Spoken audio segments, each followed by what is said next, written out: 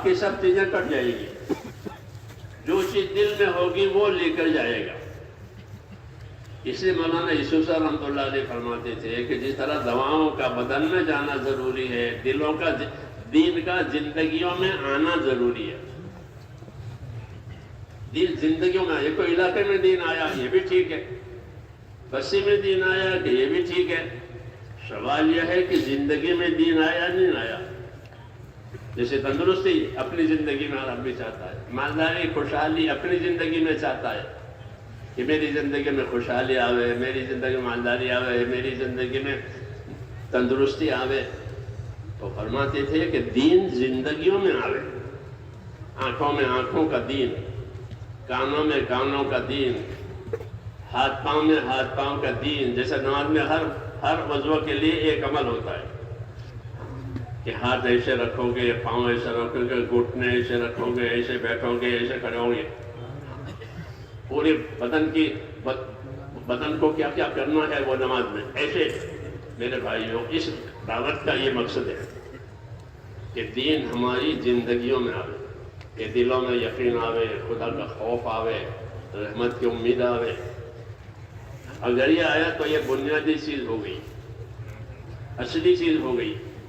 صحابہ فرماتے تھے کہ ہم کو اللہ نے تقویٰ دیا ہے، ہم کو اللہ نے تقویٰ دیا ہے، یعنی اپنا خوف دیا ہے، کہ خوف کی وجہ سے آدمی اپنے آپ کو بچاتا ہے، جس چیز کا خوف ہوتا ہے اس سے بچاتا ہے، کیونکہ اللہ تعالیٰ نے ہم کو اپنا خوف دیا ہے۔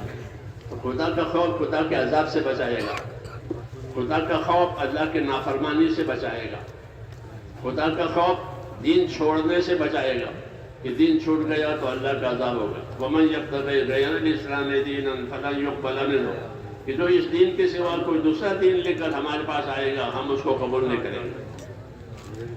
اس لیے میرے دوستو یہ بڑی بات ہے کہ ہم محنت کر کے دین کو زندگی میں اتاریں، جیسا دوائیں اندر اتاری جاتی ہیں آنکھوں، تو وہ اثر ہے، اسی کو جو اندر ہوگا اس کو لے کر جائے گا قبر میں، جو باہر ہوگا وہ باہر رہ جائے گا۔ اس محنت کرنے سے یہ فائدہ ہوتا ہے کہ اندر اترتا ہے۔ محنت کرنے والے کے دل میں اللہ تعالیٰ کچھ ڈالتے ہیں، جی ہاں کچھ ڈالتے ہیں۔ وہ کیا ڈالتے ہیں؟ کہ اپنا خوف ڈالتے ہیں۔ حضور صلی اللہ علیہ وسلم فرماتے تھے میں تم میں سب سے زیادہ اللہ سے ڈرنے والا ہوں۔ حضور سب سے بڑے مبلغ ہیں، سب سے زیادہ تبلیغ کرنے والے ہیں، تو جو زیادہ تبلیغ کرنے والا ہے وہ زیادہ ڈر ہے۔ یہ سبق ہم کو دیا کہ ہم تو ہیں جماعت میں، یہ کافی نہیں ہے، یہ کافی نہیں ہے۔ یہ تو لوگوں کو دکھانے کے لیے ہوتا ہے کہ ہم تو ہیں، جس کو قناعت کہتے ہیں، یہ کافی نہیں ہے، یہ کافی نہیں ہے۔ بلکہ جیسے حضور نے فرمایا کہ میں تم میں سب سے زیادہ اللہ سے ڈرنے والا ہوں، تو جو تبلیغ کرے وہ اللہ سے سب سے زیادہ ڈرے۔ یہ پیغام ہے، یہ حضور نے اپنی تعریف نہیں کی ہے بلکہ اپنا اور اپنے کام کا تعارف کرایا ہے کہ میرا منصب، میرا مرتبہ یہ ہے کہ میں تم میں سب سے زیادہ ڈرنے والا ہوں۔ لہذا جو تبلیغ کرے اور جو تبلیغ میں پھرے اس کا کام ہے کہ وہ اللہ سے سب سے زیادہ ڈرے۔ سمجھ میں آ رہی بات؟ وہ سب زیادہ ڈرے، یہ نہ قناعت نہ کرے کہ ہم تو یہ جماعت میں، ہم تو یہ تبلیغ میں، یہ کافی نہیں ہے، یہ کافی نہیں ہے۔ یہ دیکھا جائے گا کہ دلوں میں کتنا اللہ کا ڈر آیا۔ حضور صلی اللہ علیہ وسلم اللہ کا ڈر مانگتے تھے، دعا کرتے تھے کہ اللہ مجھے اپنا ڈر دے۔ جی ہاں، کیونکہ ڈر ہوگا تو آدمی نافرمانی سے سلامت رہے گا۔ قاعدہ ہے کہ جس چیز کا ڈر ہوتا ہے آدمی اپنے آپ کو اس سے سلامت رکھتا ہے۔ آگ کا ڈر ہوتا ہے تو آگ سے بچاتا ہے، پانی کا ڈر ہوتا ہے تو پانی سے بچاتا ہے۔ اللہ کا ڈر ہوگا تو اللہ کی نافرمانی سے اپنے آپ کو بچائے گا، وہ اصل ہے۔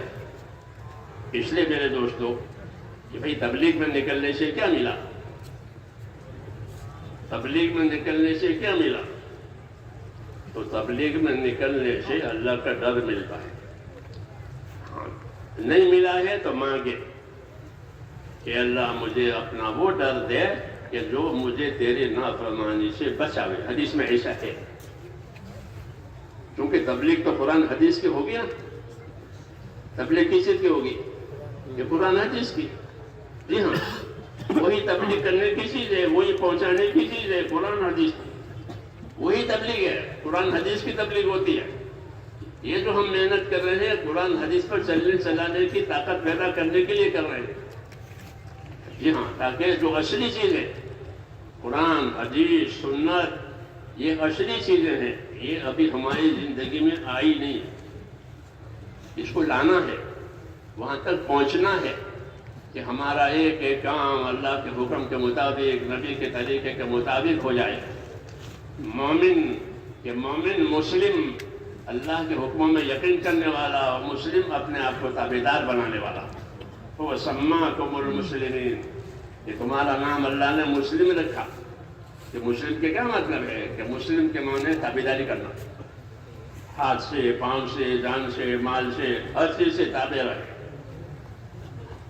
یہ زندگی پیدا کرنے کا یہ کام ہے. وَلَا تَمُوتُنَّ إِلَّا وَأَنْتُمْ مُسْلِمُونَ، کہ تمہاری موت اس حال میں آئے کہ تم اللہ کی بات مانتے مانتے مانتے مر جاؤ.